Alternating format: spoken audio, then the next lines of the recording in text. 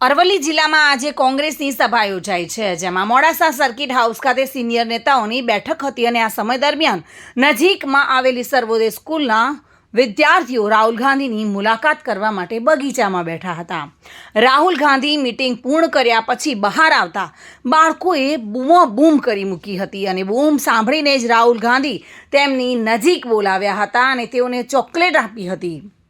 તેઓ શું કરે છે તે અંગે પૂછતા બાળકોએ જવાબ આપ્યો હતો કે તેઓ પરીક્ષા આપીને અહીં આવ્યા છે. ત્યારે રાહુલ ગાંધીએ તેઓને બેસ્ટ ઓફ લક કર્યું હતું અને આ સાથે જ રાહુલ ગાંધીએ બાળકોને ઓટોગ્રાફ પણ આપ્યો હતો.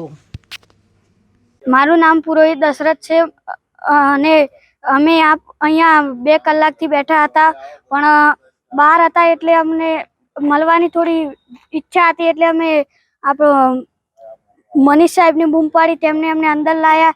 તેમનો ખૂબ ખૂબ આભાર. પછી ગાંધીજી બહાર આવ્યા ત્યારે તેમને જોઈને બૂમ પાડી, ત્યારે તેમને અમે બોલાય, એમનો પણ ખૂબ ખૂબ આભાર.